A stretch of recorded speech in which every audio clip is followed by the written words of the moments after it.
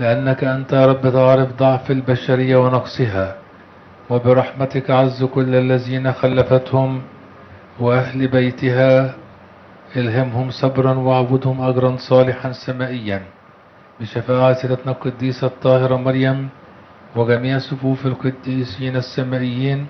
فلتكن رحمتك ومعونتك مع شعبك، اعطهم برودة وثبتنا في إيمانك الأرثوذكسي إلى النفس الأخير، وكن ناصرا لنا نحن المؤمنين. نسجد لك أيها المسيح مع أبيك الصالح والروح القدس، لأنك أتيت وخلصتنا.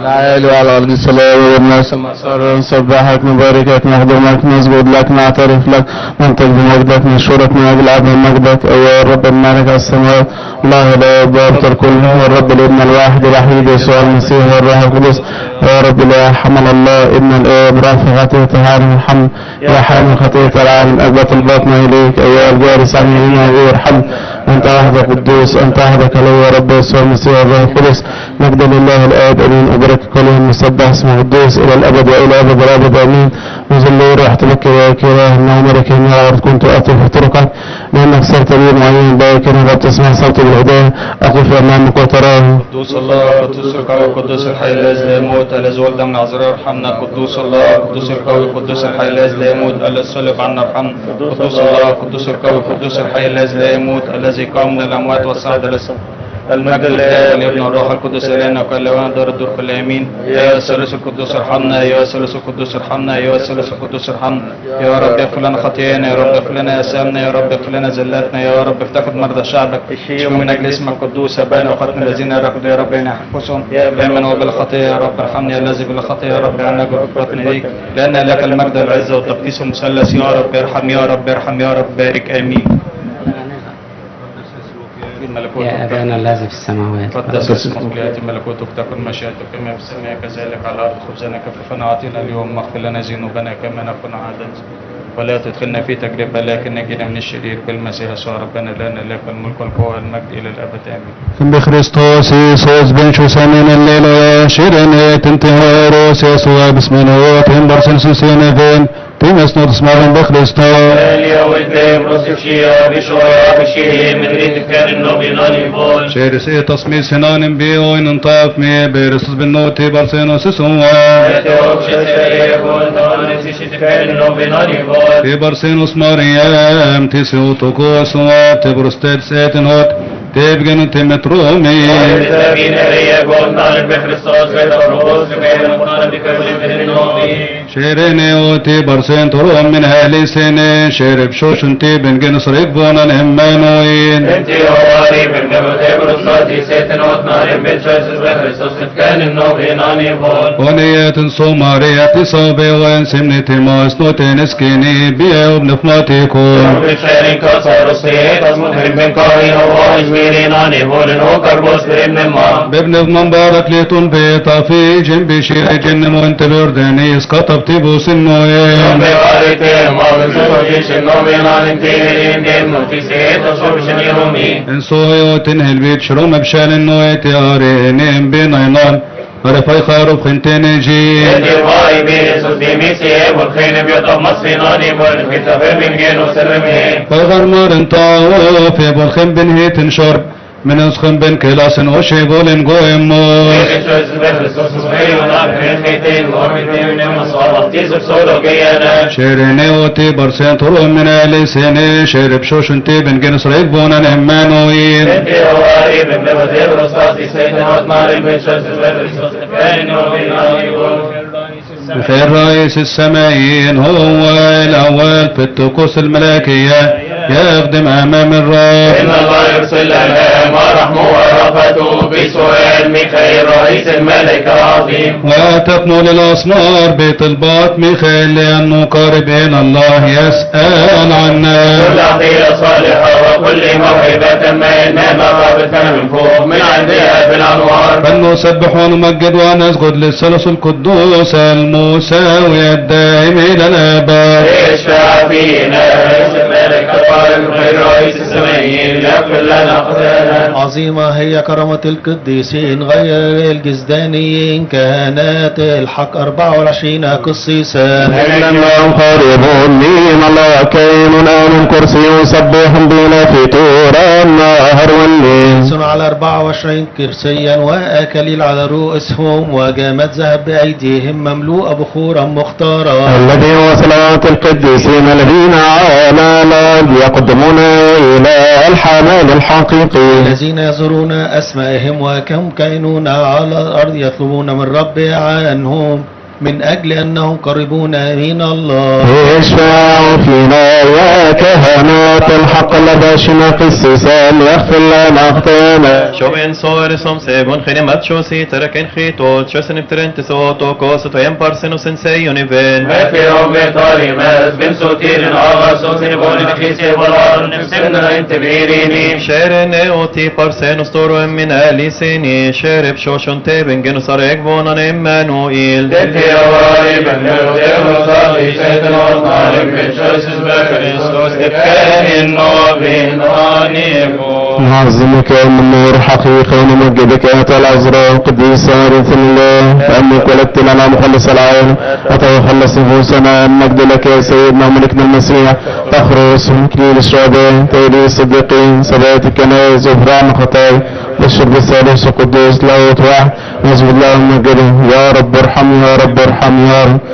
بالحقيقة نؤمن بإله واحد الله الآب ضابط الكل ما يرى ما لا يرى. نؤمن برب واحد يسوع المسيح ابن الله المولود من الآب قبل كل الدهور نور من نور إلى حق من إلى حق مساوي الآب في جوار الذي به كان كل شيء. هذا الذي من أجلنا نحن البشر ومن أجل خلاصنا جسد من الروح القدس ومن مريم العذراء تأنس وصلب عنا على بلاس البنطي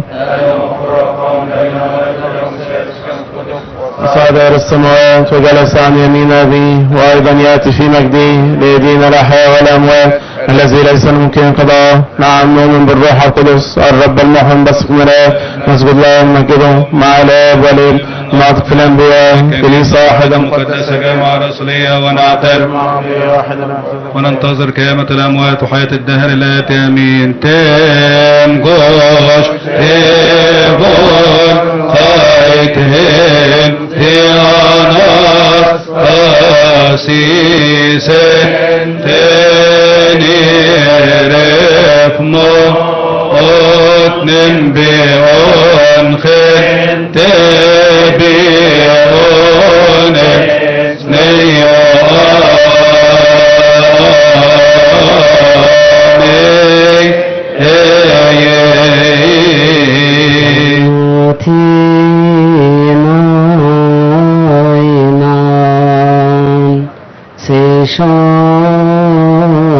شانای ایراشنی قارون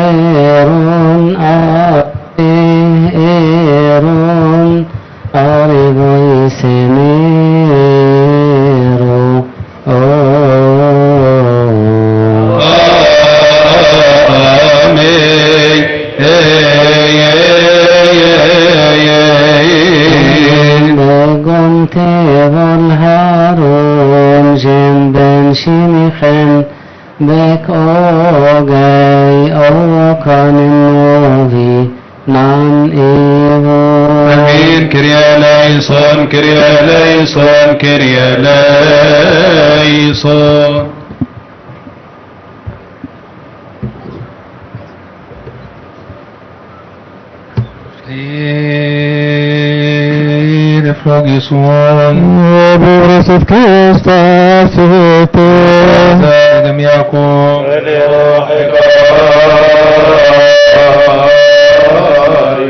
أيضا فلنسأل الله الضابط الكل أبا ربنا إلهنا مخلصنا يسوع المسيح نسأل ونطلب من صلاحك يا محب البشر.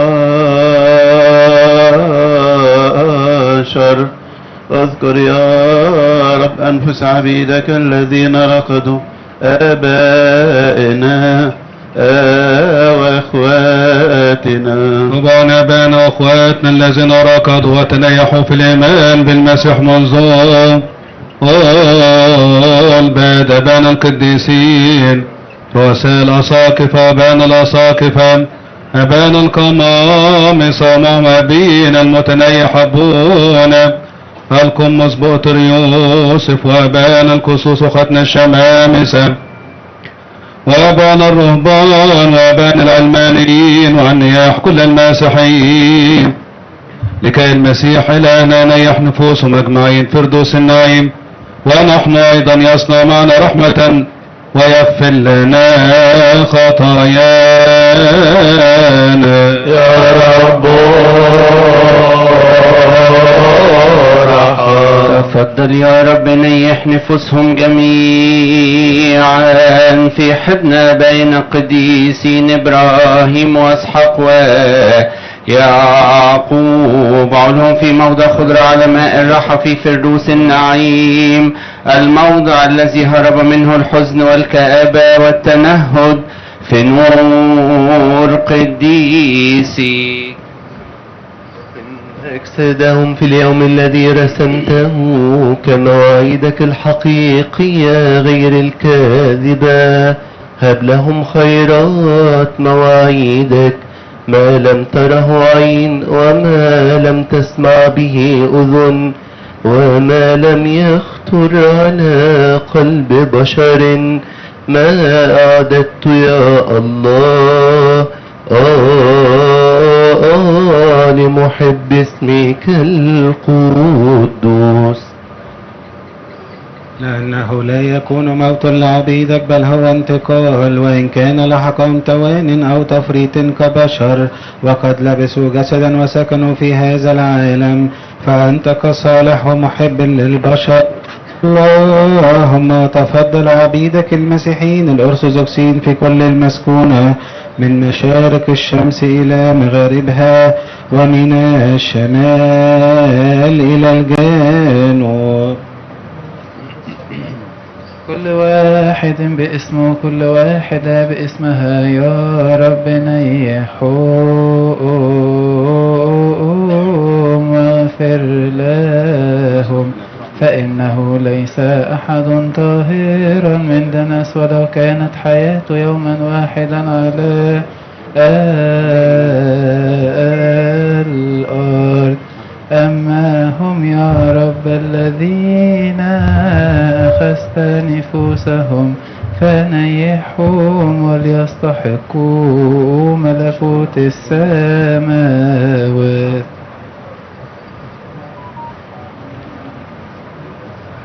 لأنه ليس أحد طاهر منه وأما نحن كلنا فهب لنا كمالا مسيحيا يرضيك أمامك وأعطيهم وإيانا نصيبا وميراثا مع كفات قديسي.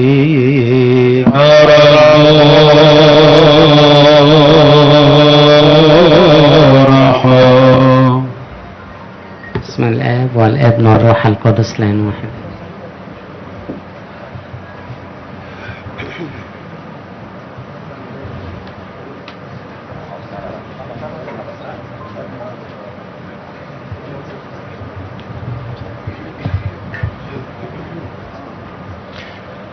بالإنابة عن صاحب النيافة الحبر الجليل سيدنا الأنبا مارتيروس الأسقف العام لكنائس شرق السكة الحديد، نتقدم جميعا بخالص الشكر لصاحب القداسة والغبطة أبونا القديس البطريرك البابا الأنبا تودر الثاني بابا الإسكندرية وبطريرك الكراز المرقسي لمحبة قديسته وتعزياته التي أرسلها إلى شعب الكنيسة.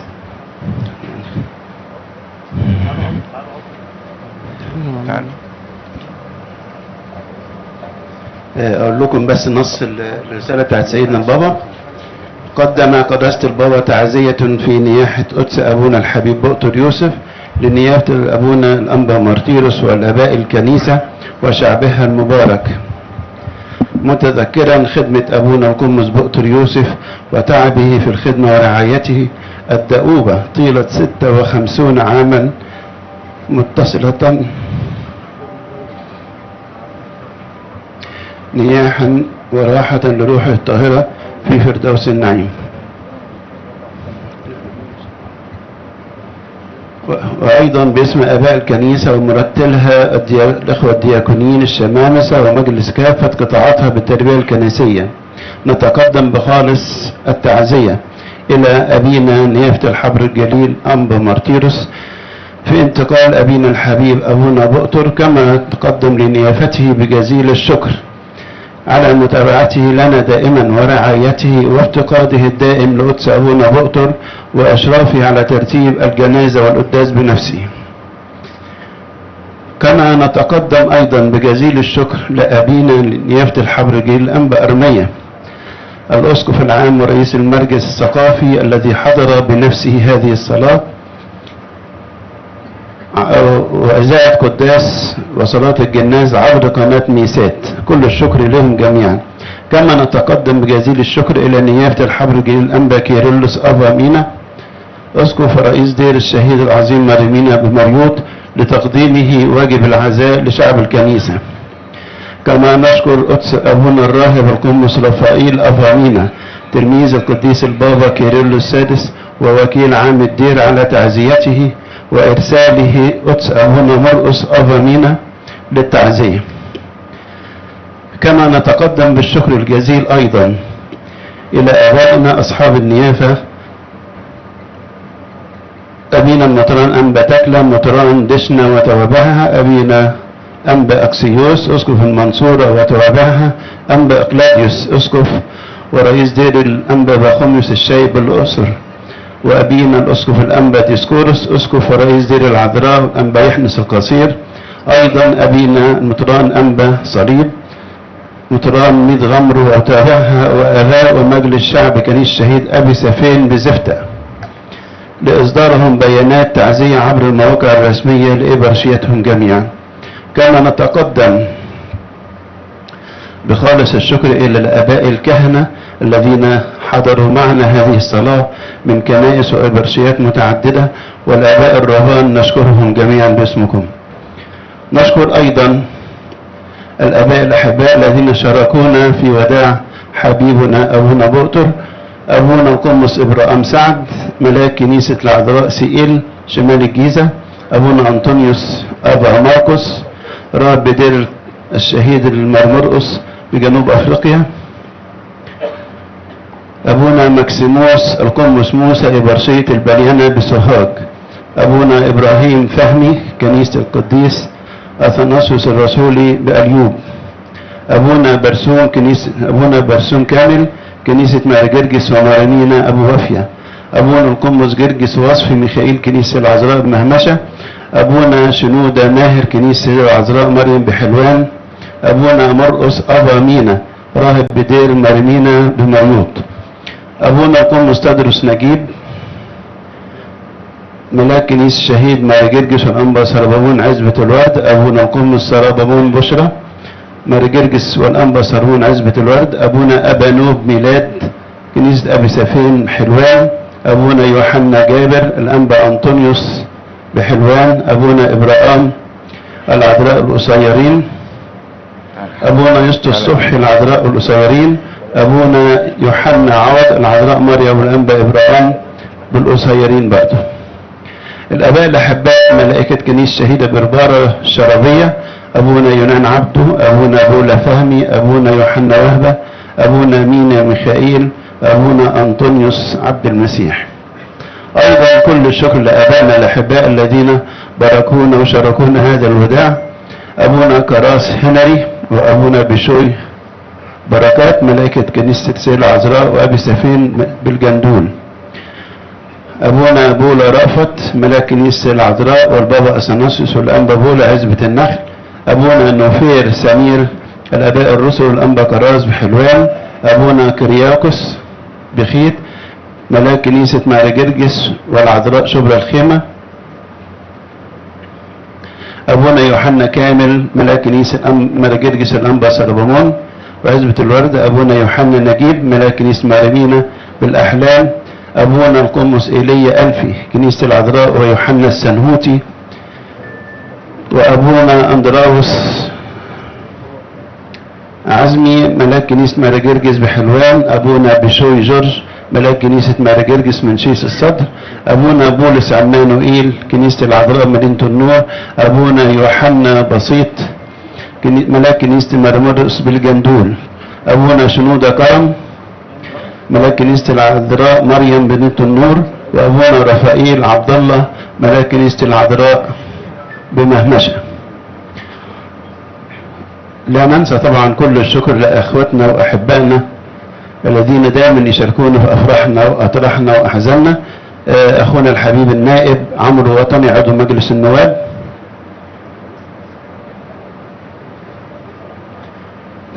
كل الشكر طبعا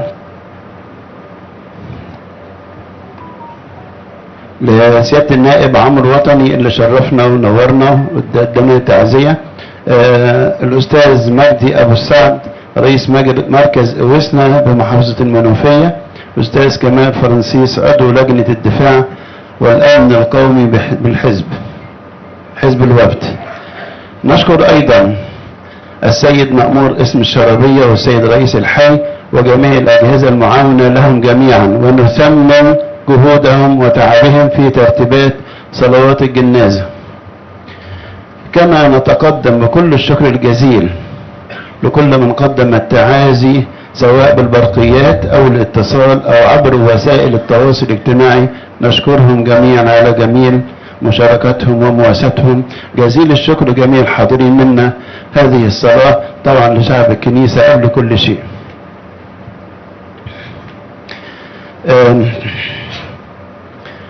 سطور كده ونقط مضيئة في حياة أبونا بؤتر. اللي مش عارف أو يعني اللي ما عرفش حياته هنقول بس كلمة موجزة. يعني أبونا بؤتر يوسف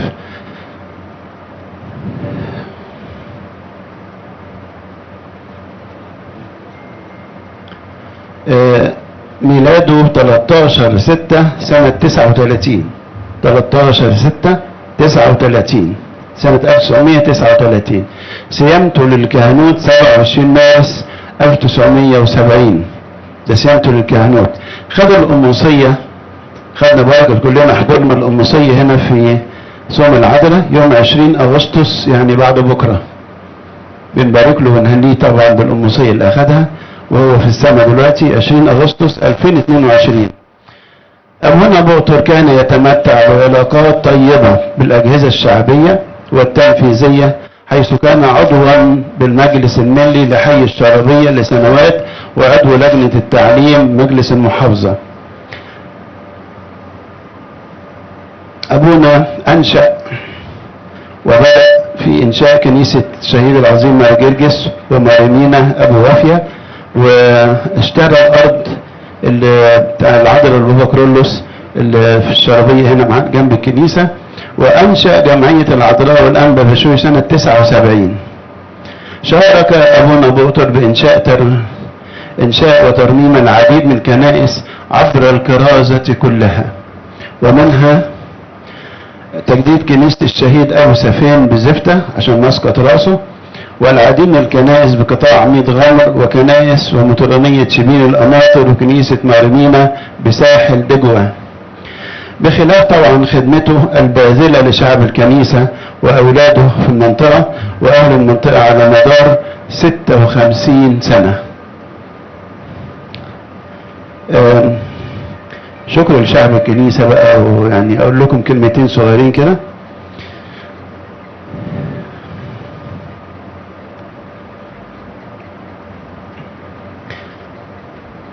يعني العلم بس صعب عليا أقول الكلام ده، بس مضطر أقوله.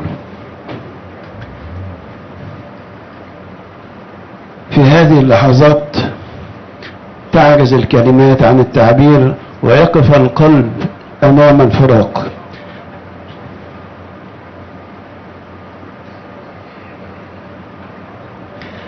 فكيف نودع أبا عاش حياته كلها، أبا راعيا وخادما،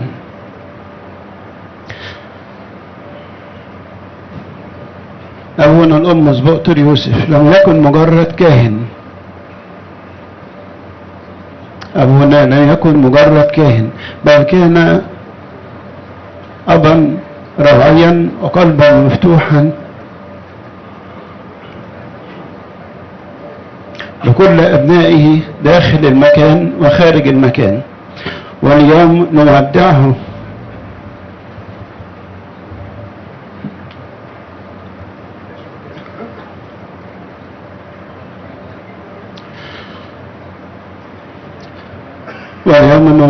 بالجسد ونقول له امضي يا أبانا، امضي بسلام، شكرا يا أبي على محبتك.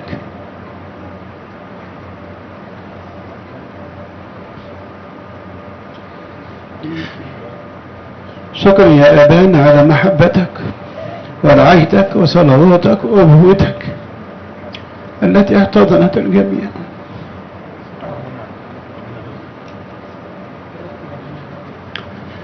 وكلمة أيضا لشعب الكنيسة. نعلم جميعا أن الكلمات لن تستطيع أن تعبر عما في قلوبكم جميعا،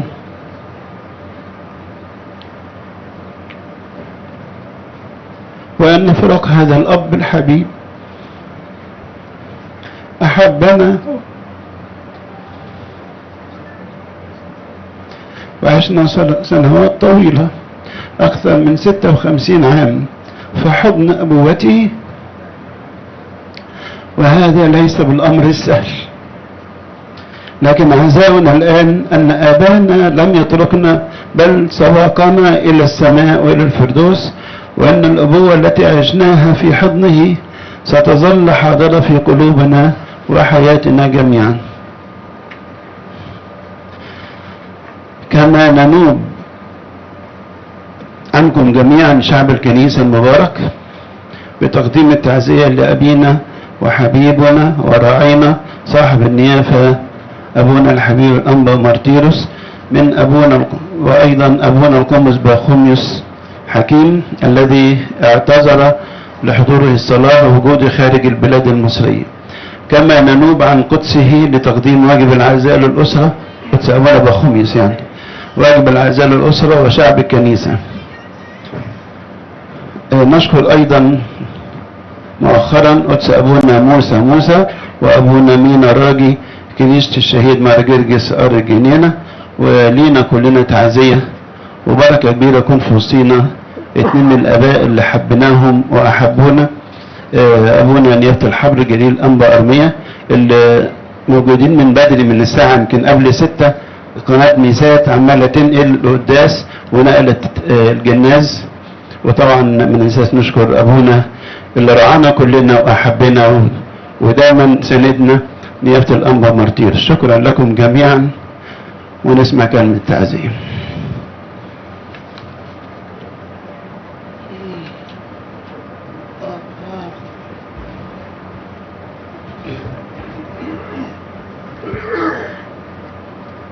حضرات الآباء الكهنة وحضراتكم وحضرة صاحب النيافة سيدنا الحبيب الأنبا أرمية، الرجل العظيم، رجل الواجب، الأب الحبيب والمحبوب أيضا لشعب هذه الكنيسة، وأيضا رجل المواقف العظيمة الذي دائما ما ينشر كلمة الحق وكلمة الإنجيل بأنشطته الثقافية المختلفة. ونشكر حضوره معنا، ونشكر أيضا أعضاء قناة ميسات على تعب محبتها منذ الصباح الباكر للبث المباشر للقداس الإلهي. وأيضا لا ننسى أيضا كل تعب محبيه امبارح في تجهيز هذه الجنازة وتجهيز القداس أيضا.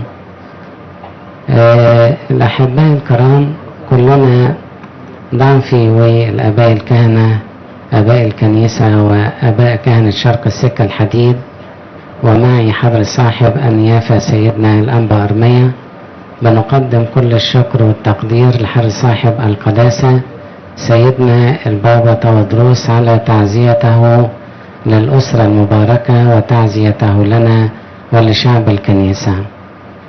والحقيقة لما أجي أحكي عن قدس أبونا بطر بحكي عن تاريخ طويل يمتد إلى 56 عام من العطاء والتضحية، وأيضا الخدمة الرعوية المتفانية.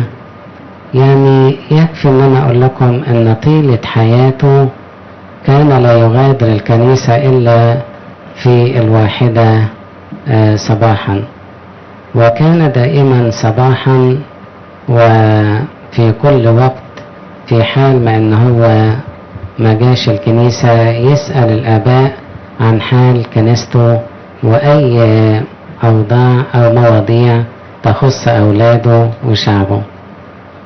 هذا الرجل خدم الله على مذبح السيدة العذراء مريم هنا، وخدم الوطن باندماجه في خدمة الوطن من خلال أنه كان عضوا في مجلس المحافظة والمجلس المحلي أيضا، لأنه كان رجلا وطنيا حتى النخاع، يحب بلده ويحب مصر.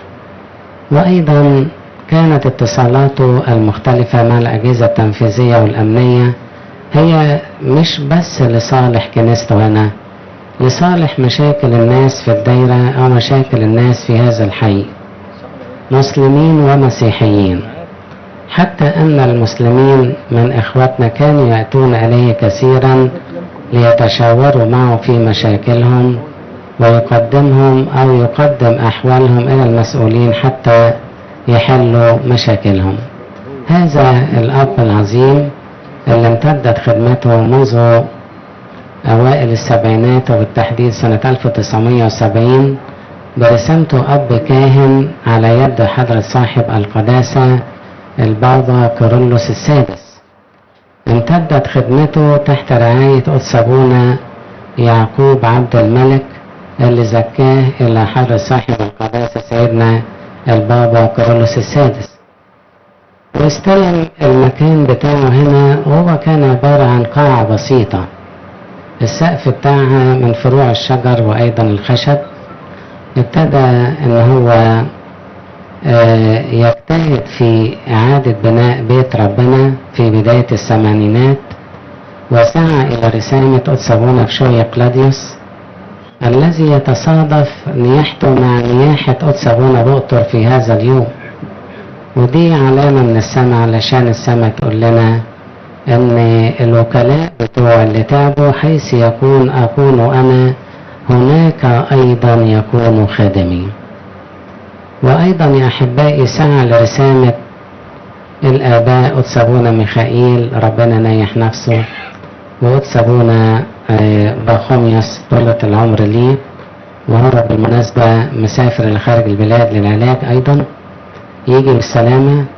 وأيضا سعى بعد ذلك لرسامة قدس أبونا ديمتريوس ربنا ينيح نفسه، ثم أبونا فيلوباتير وقدس أبونا مرقس، ثم بعد ذلك كان تابع معنا على قدم وساق في رسامة آباء كهنة جدد قدس أبونا داوود وأبونا يوسف وقدس أبونا موسى وأخيرا أبونا بنيامين. هذا الأب كان لا يترك شعبه أبدا، في جميع مناسباته كان حاضرا، في المناسبات المفرحة وفي مناسبات سفر أولاده إلى السماء. الكهنوت تعب، والكهنوت أيضا مشقة، والكهنوت ليس ميزة اجتماعية، ولكنها تمايز لصالح المذبح ولصالح خدمة أولاد الله. ربنا بيختار الأب الكاهن، والسيد المسيح قال كده بنفسه: لستم أنتم اخترتموني بل أنا اخترتكم وأقمتكم لتكونوا شهودا لي في اليهودية والسامرة وأقصى الأرض. وبالتالي الأب الكاهن ده علامة في تاريخ الكنيسة لوحده كده، وهو كنيسة متنقلة بينشر الحب والسلام ما بين الناس في مجيئه وذهابه، يبارك أي إنسان يريد المباركة، يجلس مع أي مشكلة أيا كان حجمها وأي كان شكلها. هو يسعى دائما لخدمة أولاده، بل لا أقول لخدمة أولاده فقط، لكن لرعاية أولاده، لأن هناك فرق كبير ما بين الخدمة والرعاية. الخدمة ممكن تبقى وظيفة، لكن الرعاية تبقى أبوة وأيضا حنو وشفقة على أبنائه.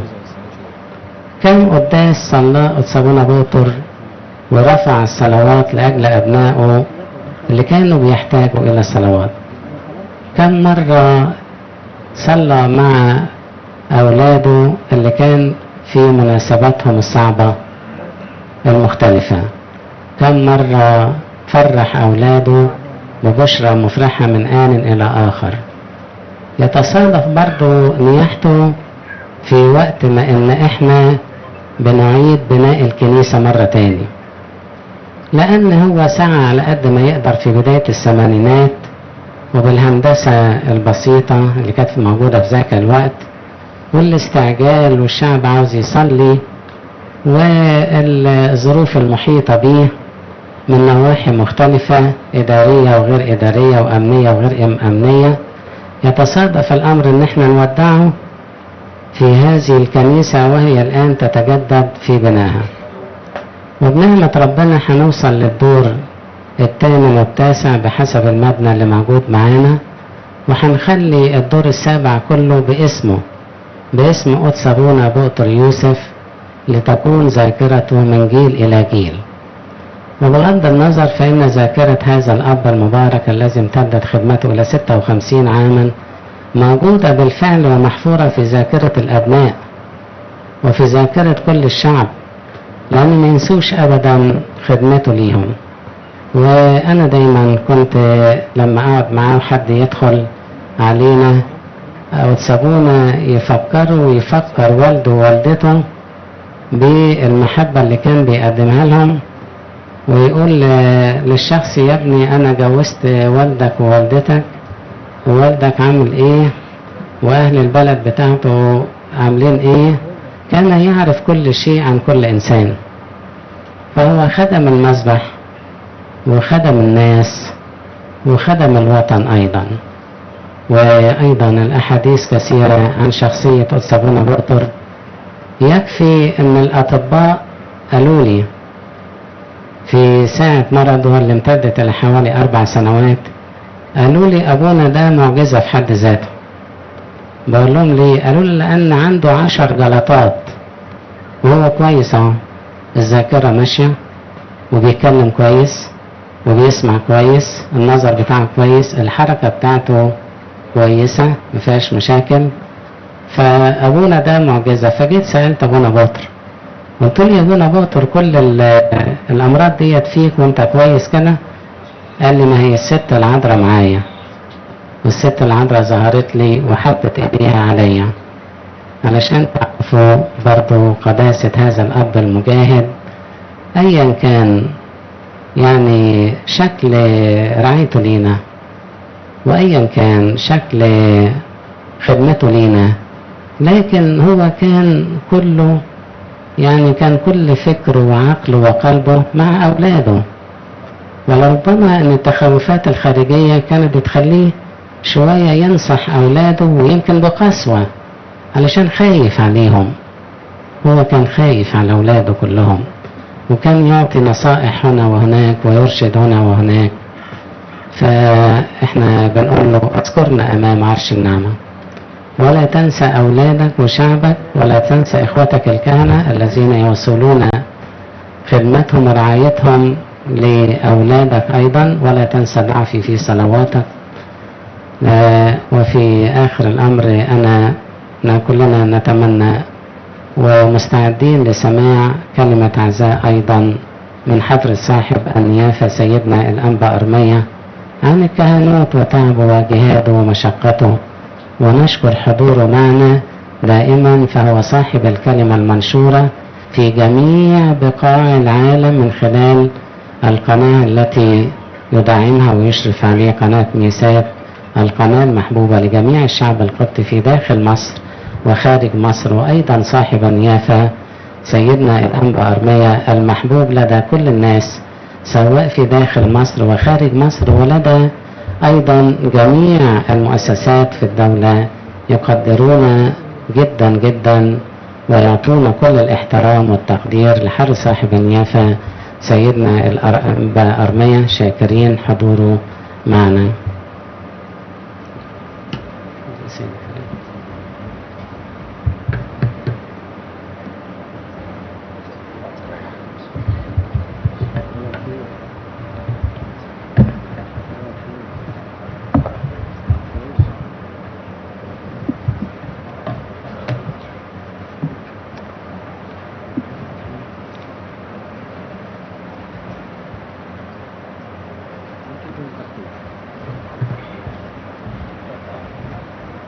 مجدنا أكرمنا إكراما ومجد للثالوث القدوس الآب والابن والروح القدس إله واحد آمين.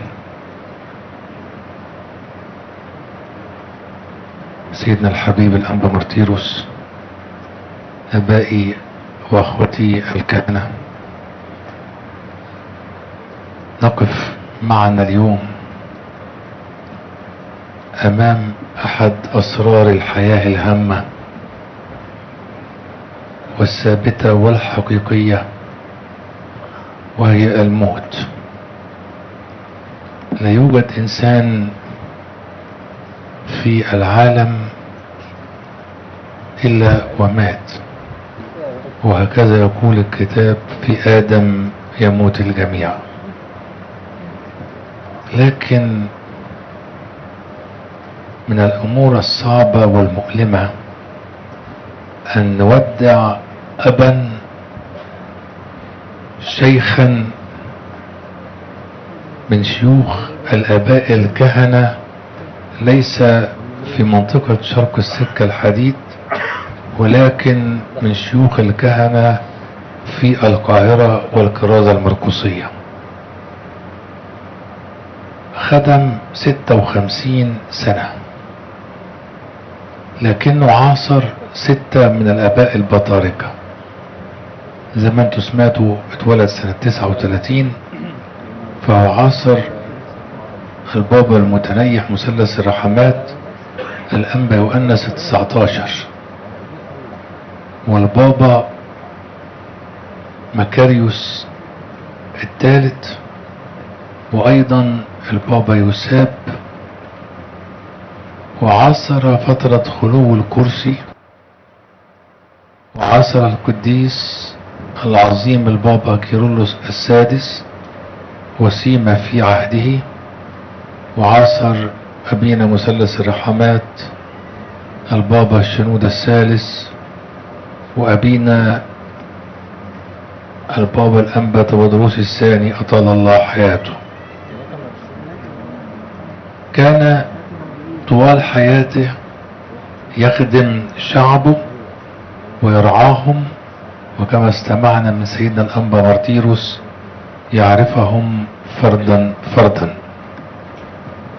كان وكيلا على أسرار الله، وكان أمينا على الوديعة المقدسة التي اؤتمن عليها، فهو كاهن حقيقي، وخدمته لم تنتهي بعد نياحته وانتقاله من وسطنا، لأن ما زرعه في قلوب أبنائه وما تركه من تعاليم ومن حب في الأجيال المصرية مسلميها ومسيحيها سيستمر بعد نياحته، وأيضا الصلوات التي يرفعها عنا تظل شاهدة على أمانته في هذا المكان الذي بدأ فيه خدمة بكل هدوء ودون تذمر. رأى أجيالا كثيرة وعاصر أحوالا تتبدل حوله من ثورة 52 لحرب 56 ل67 ل73 إلى ما حدث في مصر من أحداث دامية سنة 80 وإلى 81 ومرورا بمرة في الكنيسة طوال العقود الماضية، وعاصر أيضا ثورة 2011 و2013. عاش طوال عمره الطويل الكثير السنين، لكنما نقيس عمره بما أودعه في قلب كل واحدة وكل واحد منا. نستطيع أن نقول أن سنوات خدمته قد انتهت، أما السماء فتقول اكتملت أمانته. يقول القديس بولس: قد جاهدت الجهاد الحسن وأكملت السعي وأخيرا وضع لي إكليل البر. حفظ الإيمان، جهاد، سعي، إيمان، أمانة حتى نهاية عمره. إن كنا قد افتقدناه أبا بعيوننا فإننا نسمع صوته ونحفظ كلماته في قلوبنا. إننا لا نحزن كالباقين الذين لا رجاء لهم، فالموت ليس هو النهاية بل هو بداية حياة جديدة، ومن خلال هذا الموت وهذا الجسر فإنه يعبر من الحياة الأرضية إلى الحياة الدائمة. علمنا أن نحفظ الوديعة وأن نحفظ الأمانة الأرثوذكسية. مهما تكلمنا في كلمات رساء عنه لن نوفيها حقه، لكن أقول لأسرته المباركة وأولاده الجزدانيين والروحانيين ولكل محبيه ولكل أخوته الكهنة وإلى كل من عرفه إن هذا الكاهن الذي قدم خدمة أمينة لن تدفن معه بل ستستمر للأجيال التالية. إنني في هذه اللحظات أذكر تعبه وأطلب من الله أن يذكر أتعابه وصلواته وخدمته من أجل كل النفس ضحى من أجلها وبذل وقتا لكي تستطيع أن تستمر. أذكر جيدا وجهه البشوش حينما كان يأتي إلينا في المقر البابوي في عصر البابا شنودة، وهو كان كاهن في ذاك الوقت حينما أتيت سنة 95، بقاله 25 سنة كاهن. تجده كاهنا متضعا بشوشا فرحا ينطبق عليه قول الكتاب: نعما أيها العبد الصالح والأمين، كنت أمينا في القليل أقيمك على الكثير، ادخل فرح سيدك. بدأ من اليوم في الفرح الدائم حيث لا يوجد وجع ولا تعب ولا حزن ولا مرض. نهنئك بسلامة الوصول، ونطلب من الله أن يعيننا كما أعانه لنكمل جميعنا مسيرتنا بخير ونصل إلى ما نرجوه جميعا في خدمتنا في هذا المكان المبارك. أكرر تعزياتي لكل فرد من الأسرة وإلى كل فرد من أبناء الكنيسة أبينا صاحب القداسة البابا الأنبا تودروس الثاني وشريكه في الخدمة أبينا الأسقف المحبوب الأنبا مارتيروس، نقدم تعزية خاصة إلى كل واحد من الآباء الكهنة وإلى كل أب تلامس معه وإلى كل الذين تلمذهم وعلمهم ورباهم، ونطلب من الله عزاء خاصا لكم ويعينا كما أعانوا إلهنا كل مجد دائما أبديا آمين.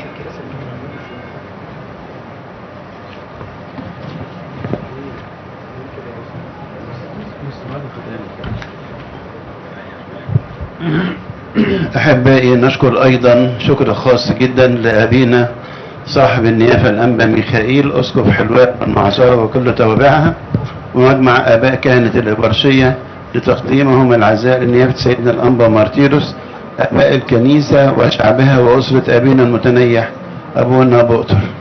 أيضا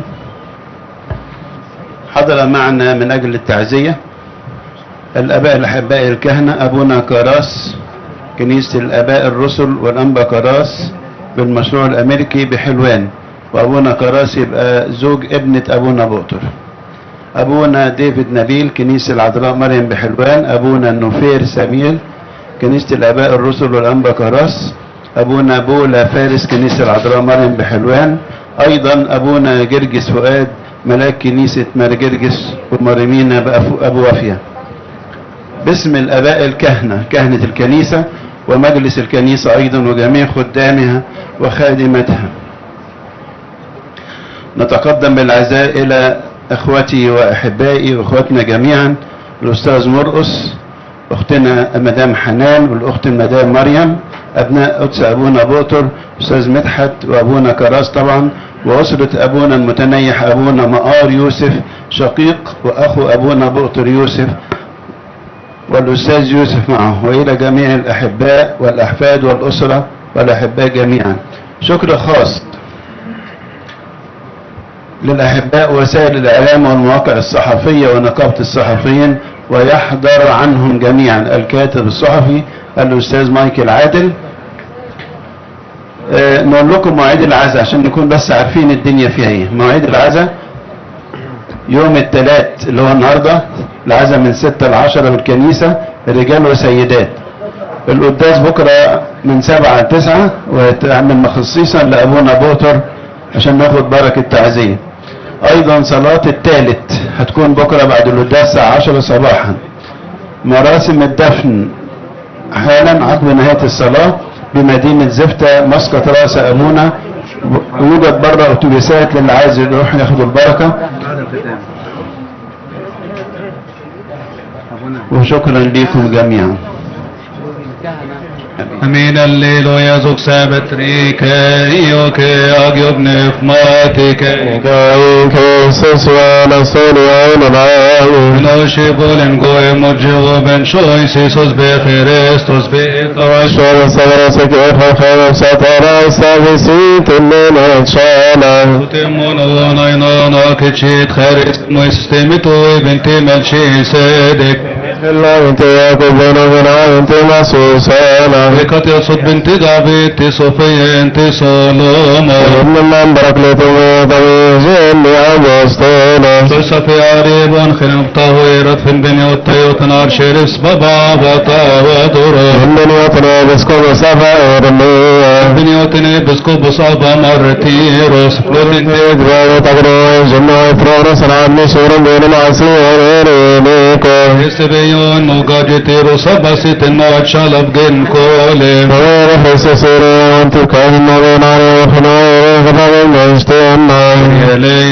Kyrie eleison, Kyrie flogison, amen, smoeros, timitan, kone bulgum bismo. بخريستوس بالنوتي أمين ملك أساشوتي السلام أعطنا سلامك، كر لنا سلامك واغفر لنا جميع خطايانا، لأن لك الملك والقوة والمجد الأبد آمين. اللهم اجعلنا مستحقين نقول بالشكر يا ابانا الذي في السماوات قدس اسمك ياتي ملكوتك تكن كما في السماء كذلك الارض. خبزنا كفافنا اعطينا اليوم، اغفر لنا ذنوبنا كما نغفر نحن ايضا مذنبين الينا، ولا تدخلنا في تجربه لكن نجينا من الشرير، لان لك الملك والقوه والمجد. محبة الله الآب ونعمة ابن الوحيد وشركة عطية القدس تكون مع جميعكم. امضوا بسلام، سلام الرب مع جميعكم. آمين.